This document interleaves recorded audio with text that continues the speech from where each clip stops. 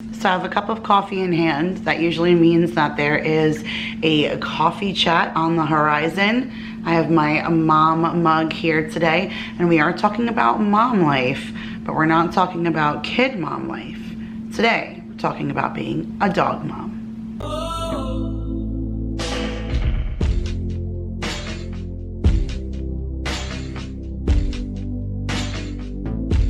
What is up, you guys? Welcome back to another video. My name is Kira if you are new, and I apologize about the lighting if it's kind of weird. This window is a little weird to film in because the bright light is really behind me, which is not good for filming, but this is the nicest backdrop in my living room to be able to film down here. And I need to film down here for today because today's video we are talking about the dogs. Well, specifically we're going to talk about Bruno, and we're actually going to talk about Bruno. So if you know, you know. Normally we're not supposed to talk about Bruno, but today we are. And I promised you guys this video when I shared with you the video about Oliver. I thought it would be kind of fun to meet my pets. They're always kind of in the background of all of my videos, but I never really get like a centralized video just about them, kind of introducing them. And so I started to kick off for my 3 pets, and I started with my cat Oliver. I'll link that video if you guys missed it, but it was really kind of fun to share his story, why we named him, how we had him, his favorites, what he uses. I feel like I absolutely love real life testimonial opinions of what somebody's feeding their cat or their dog, what their favorite, snack food is and things like that. So I enjoy stuff like that. I always kind of have. And so I started with Oliver, and then I promised you guys that then I would start sharing the dogs. And I was supposed to share Bruno with you months back, but the video just kind of never worked out. But today we're gonna talk all about Bruno and his story. So he's lying around right there on the floor. I can see him, and I'm not going to disrupt the beast just yet till we're ready to have him in frame, because he is a ginormous dog and he will be all up in everything the second that I call him. So we will get to Bruno himself in just a second, but I guess I'll give you a little bit of a backstory about how we ended up with him. So Vanessa over at Lemonade Mom here on YouTube, she spent pretty much all year long last year fostering dogs. It was just, her heart is ginormous, and that was something she felt like she really wanted to do. And so for her, at some point, no matter how big your house is, you can reach a point where you just don't have any more room to foster any more dogs. So Bruno's case came in front of her, but she just did not have the place or ability to foster another one. And so she reached out to me. Again, this was last summer, and I was visiting with my family on Long Island when she had reached out to me and asked me how I felt about fostering a dog. Now, this was like a very sensitive topic because we had just lost our dog, Dorothy. And I will link that video up above if you guys want to see like Dorothy's tribute and her story. But it was a very sudden, like one day she was fine, and then the next day she wasn't feeling well, and we brought her to the vet and we put her down before the day was over kind of thing. So it was very strange, very sudden, and none of us were prepared for that. I've only put 2 other dogs down in my life prior to that, and none of them were easy. So it was really sad. My brother was actually visiting here at the time from Long Island, and so it was just like a very emotional time. And so I wasn't sure how I felt about getting another dog. I already have Ruby, and then we had Oliver, and I figured, okay, you know what? I'm getting older in my life. I don't want any more pets that I'm gonna have with me forever. Like, let's just deal with who we have. But Ruby was so off, and I didn't think she would be so greatly affected, but she was. And she was just mopey, like she lost her best friend, and you could see it in her, and she was very strange. And so I decided, okay, you know what, maybe fostering would be a great intermediate kind of solution.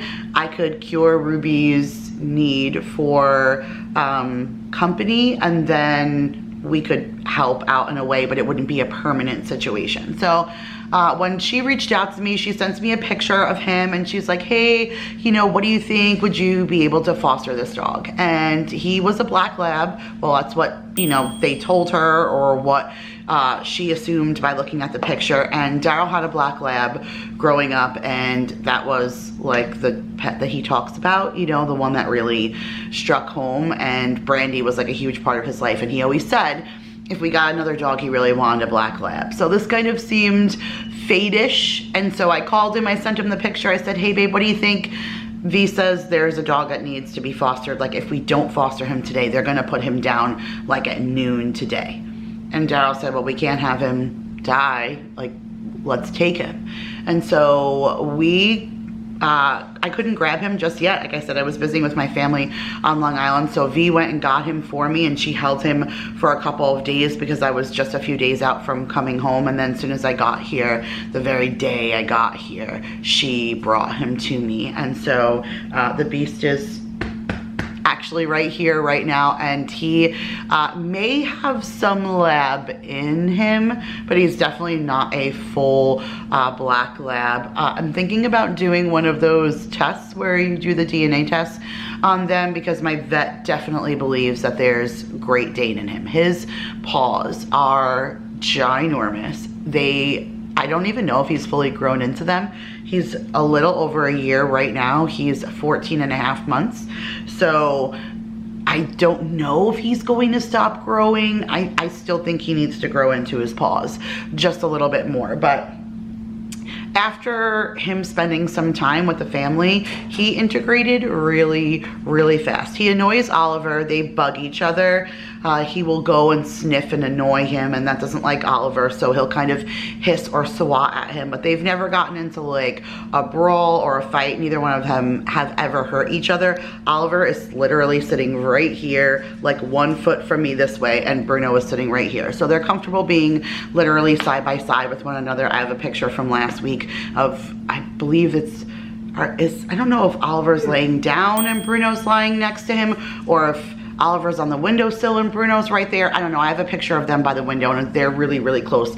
I'll pop it up for you guys to see. But they, you know, they definitely don't hate each other. I think they more poke at each other, like the annoying brother that would do that to each other, or brother and sister, or brother and siblings would fight. But yeah, after like a month of fostering him, my kids pretty much told me, you're not gonna give him up. Like, he's our dog now. So that was a shock to me, because I didn't expect to have such a giant beast as a dog, and him being so beastly makes it difficult because I've never had a dog so big. So none of us are really trained on the proper ways to keep things out of his reach. And Bruno gets into everything. He has literally chewed everything that isn't nailed down. He chewed giant pieces off of my couch.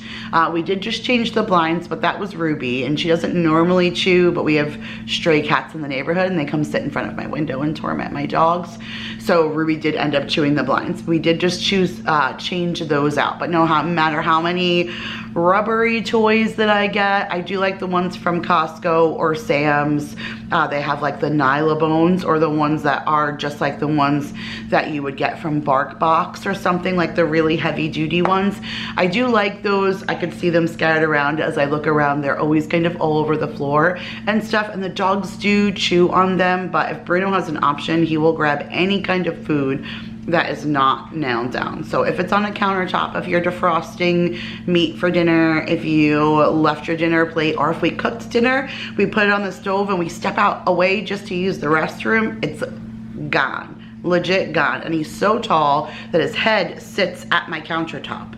So he doesn't have to jump up or do anything. He has to turn his head and stick his tongue out like Scooby-Doo, and he ends up sucking everything up everywhere. So we have to be super, super careful about where we leave everything. We're always constantly shoving things in the stove as storage, and then we turn the stove on the next day, forgetting that we shoved stuff in there, and then we set stuff on fire, which has happened quite a few times, trying to hide things from Bruno. But besides like getting into the food or like chewing on some random things, besides the food and chewing, I really have no complaints about this dog. He has fit in so well with our family. He is so, so sweet, and he has chosen his person. Like, I bought Oliver for the kids, and it was a Christmas Eve present. I thought it would be something, we just moved into this house, it'd be nice to kind of have, you know, a different kind of pet, one that could stay upstairs with them since we don't let the dogs upstairs. We built a gate here at the bottom of the stairs so the dogs can't go up. So we thought it would give the cat a safe haven, and the kids would be able to enjoy the cat while, you know, we were upstairs. And Oliver chose me. I'm his person.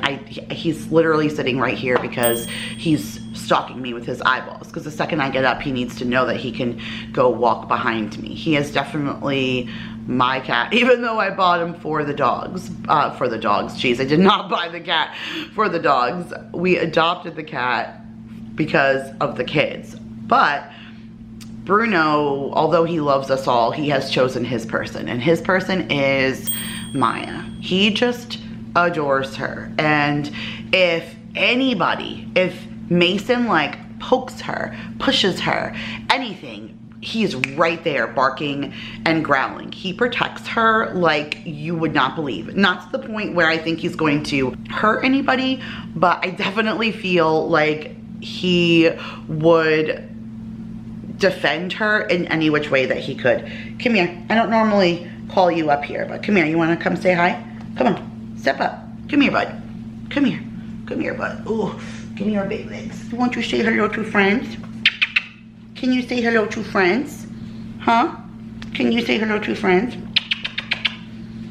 Say it. All he's doing is standing on his tippy toes. Okay, now he's on my lap. Oh, you so big boy. You say hi to friends? Say hello, friends. No, not mama face. Not mama face. You say hello to friends? Huh? Say hello, friends. Say hi, I'm Bruno. And we actually chose the name Bruno. I feel like most people are going to think we chose Bruno because of Encanto, which just came out, and that's where the whole big joke is. If you're not aware of that Disney movie, there's a character in the movie called Bruno, and he starts off for a good portion of the movie being a bad character until, of course, you know, the end when Disney makes everything right. But the whole movie, they don't talk about Bruno because he's bad, he's evil. And so there's a giant song that went viral all over the internet, it's on the radio. We don't talk about Bruno. So I feel like a lot of people are gonna think that I named him after that movie, but I did not. Bruno is actually the name of Cinderella's dog, which is my favorite Disney movie. So I guess it kind of is after a Disney dog, but not, well, Bruno's not a dog in Encanto, but you get it. It's still after a Disney character, but not one from Encanto. This is from Cinderella, and that was my grandmother's favorite movie.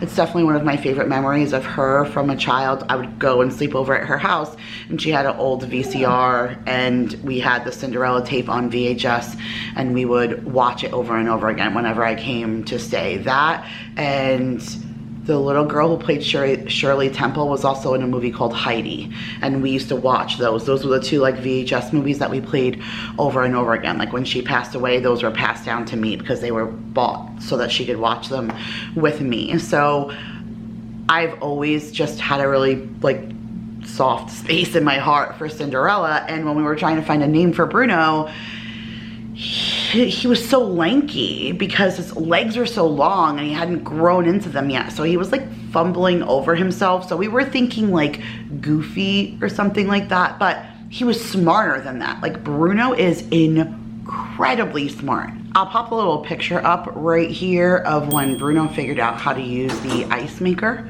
But once he was able to figure out that if he jumped up onto the refrigerator and pushed his paw onto the lever, that ice would pop out. Now we have to lock it because otherwise he will jump up there and he has even learned how to use his nose to push the button to change it to water. So he will dispense himself ice and water out of that thing. Like Scout's honor, this dog is so incredibly smart. I'll show you too, every doorknob in my house has a lever lock.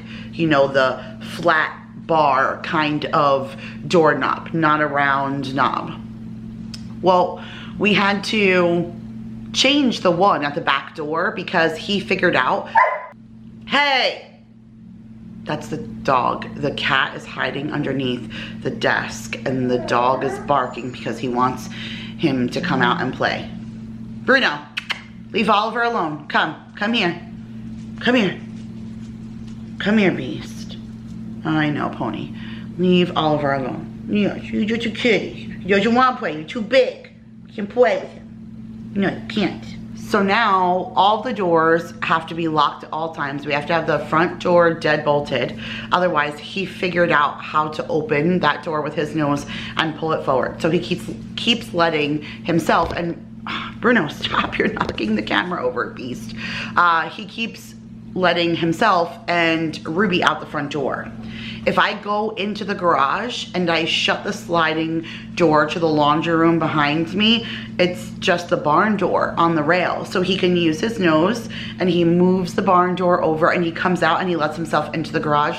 So we have to make sure that we don't leave the garage door open, and there was nothing I could do about the back door. I couldn't lock it. Sometimes my husband comes in from work and goes in through the back gate and comes in through the back door, or sometimes the kids are outside playing and then they go around back and come through the back. So I didn't want to keep the door dead bolted. So just 2 nights ago, we changed the back door to a round knob, and Bruno, he ain't having it. He is not a happy camper that he can't let himself inside and out, because he's been able to let himself out for a while. He was doing it with his paws first, but now that he's tall enough, he doesn't even go down. He uses his nose and just goes up on the lever and then pushes out. So he's been able to do that for quite some time. But the fact that he figured out how to use his nose on the outside and pull it forward so that the door would open and he could come in is crazy. Like, sometimes I'm upstairs and then I'll come downstairs. I'm like, huh, it's funny, it feels kind of warm down here. And it's because the back door is open and there's flies coming in and out because Bruno has let himself either in or outside. So we just recently changed the knob so that Smarty Pants can't let himself in and out. But otherwise, he's so incredibly smart. And right now he's just a puppy, so he's still a little mischievous. He likes to get into garbage if you were to leave it out. But I feel like any animal would really do that. Once he's officially grown and out of like the disciplinary puppy stage, I truly believe that he will probably be one of the most disciplined dogs that we owned. And that's the reason why we decided to keep him, other than just fostering him, was because we could see the glimpse in his intelligence and his obedience. It's just, he's a puppy, and he's also a very, very, very large puppy that doesn't even realize how big that he truly is. He thinks he's a lap dog. He will climb into your lap any given day of the week. If I sit on the couch right now, he will jump up and sit in my lap. So he doesn't even know how big he is or his own strength. But him and Ruby get along great, and Ruby has actually lost some weight because she's constantly moving. Dorothy was older than her and kind of stationary, so the two of them just kind of laid around all day. But Bruno, he really gets her up and moving, and they play fight and they roll around outside. So Bruno's been really, really good for Ruby. So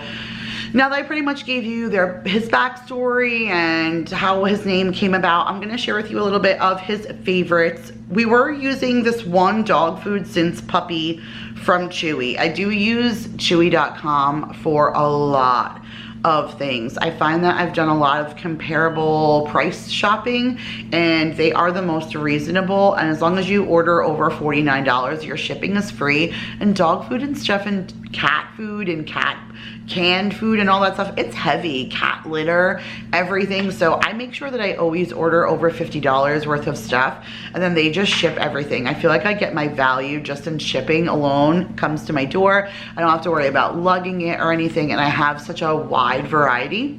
My vet wanted Bruno on a large breed dog food, and so I had showed her when we brought him to the vet what he was taking, and she was perfectly fine with what he was on. But I had also seen Iams in Costco, and it was the same thing, like large breed, 100% whatever, but it was really kind of pricey in there. And even what I was getting was pretty much comparable in price, maybe only $1 or $2 more from Chewy.com, but it was organic and everything. And so I was like, you know what, I think I'm gonna stick with what I got. But when I went on to buy his food last time, they were having a 30% off all Iams products.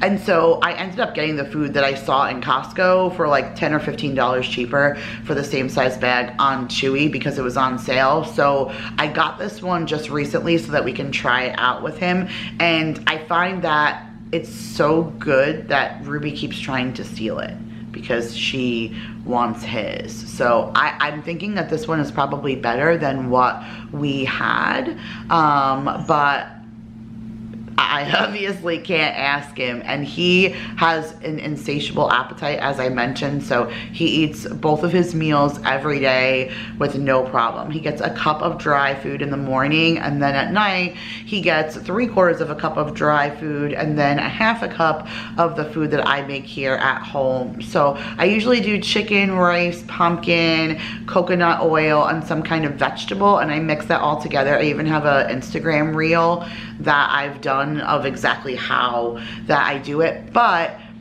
for Ruby, when we brought her to the vet, even though she had lost a bunch of weight since he has been here, the vet still feels like she has more fat on her than she should. And a lot of that probably comes from the pumpkin, the coconut oil, the rice, the chicken. Like, those are very, very fatty things, which is good for dogs, but you don't want too much. So I've been scaling back a little bit on those things and pretty much just doing like just chicken and rice and vegetables, kind of shaving down on the really, really fatty things.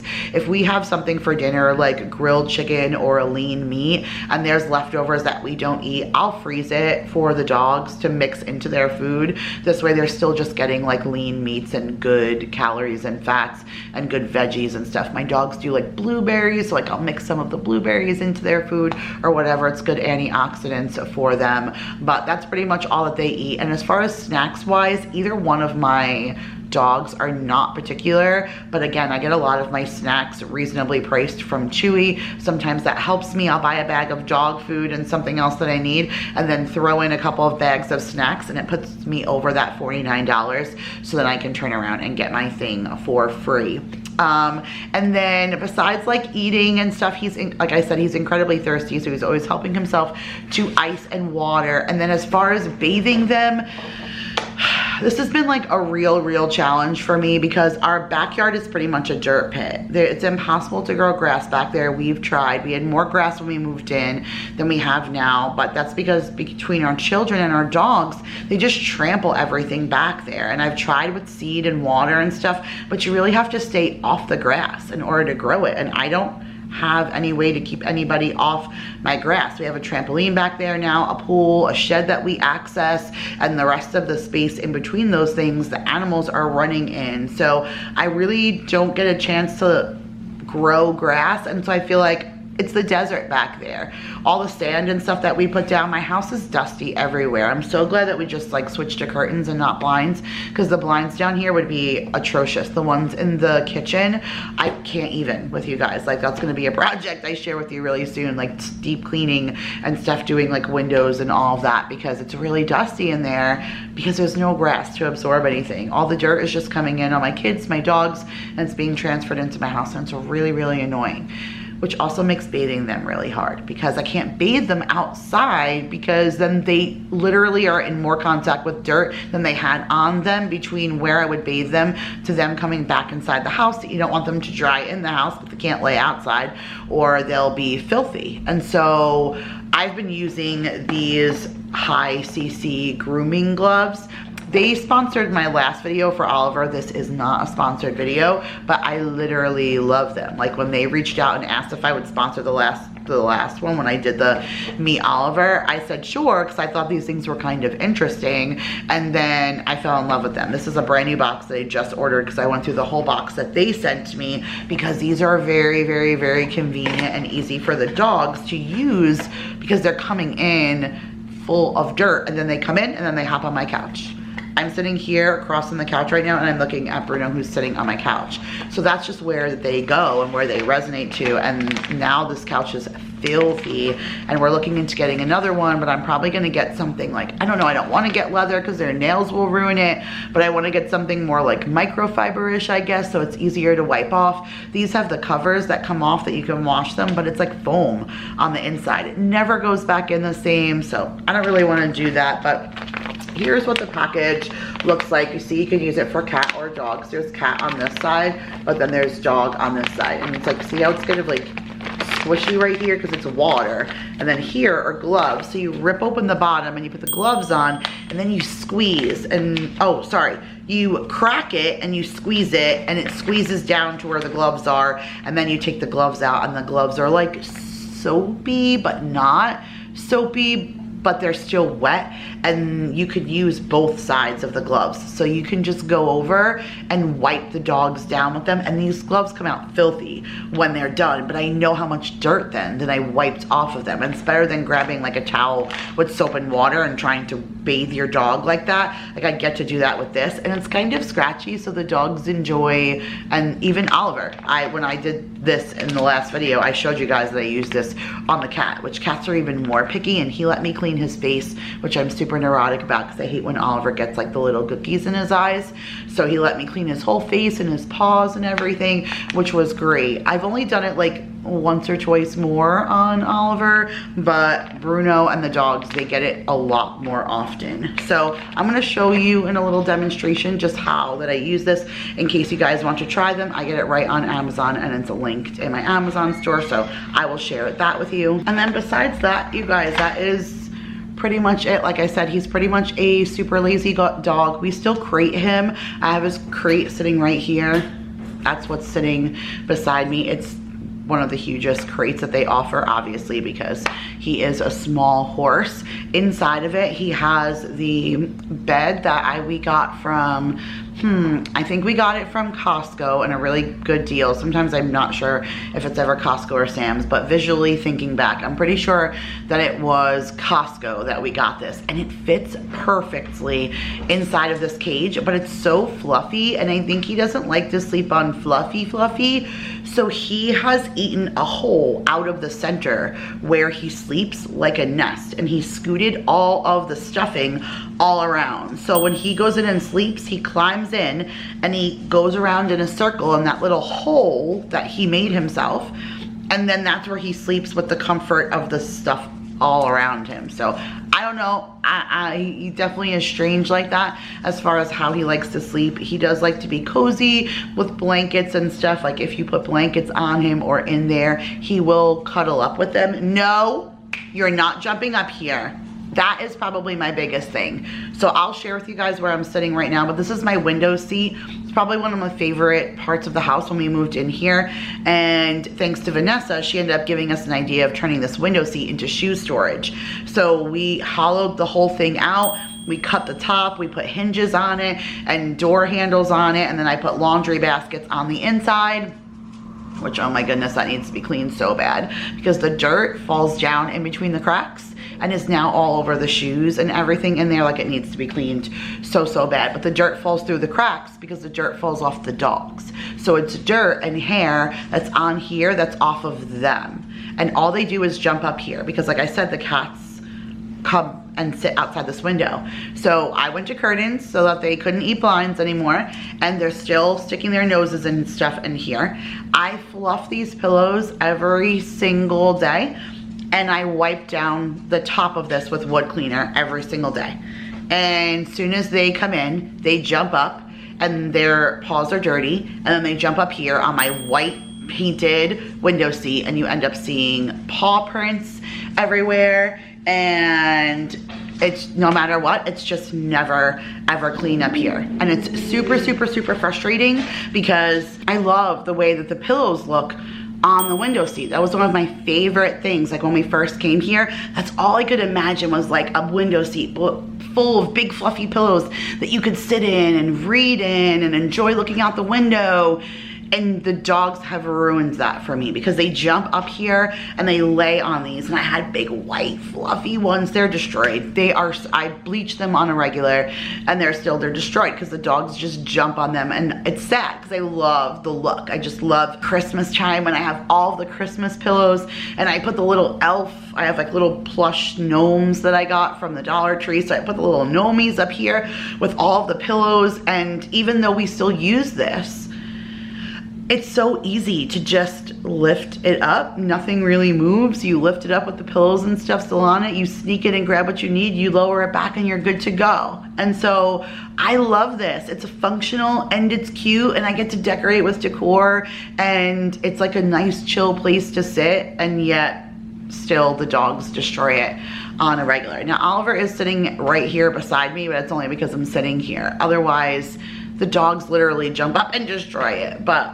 besides that, I really, like I said, I have no complaints. I'm gonna do a bunch of like video where I lay over some video. This way, as I'm talking, I can share with you guys some other things about the dog besides just sitting here. Like I'll overlay some pictures of, some better pictures of him so you can see him completely, and some pictures of him with the kids and stuff. Like I'll pop a bunch of that stuff up so that you guys can get a full effect on this guy, huh? You wanna say hi again? No? You want to know and say hi to friends? No, tell me. Say, I'm hungry, Mama. He is hungry. It's breakfast time because it's early in the morning.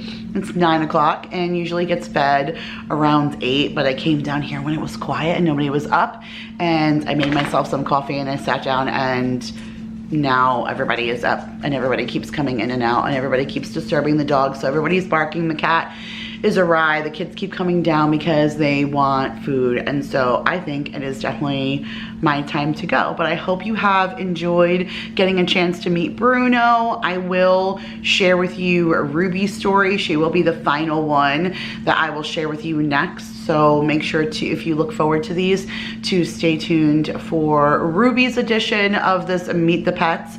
I will link everything down in the description box, like Chewy, but I'm sure most of you know what that is. Like I'm not affiliated with them or anything, but I will link it. Again, I'll put High CC's information in there, but I'll also put their link in my Amazon store. I actually think it's already in there because I've used it before, and whenever I purchase something, I just put it in my Amazon store now.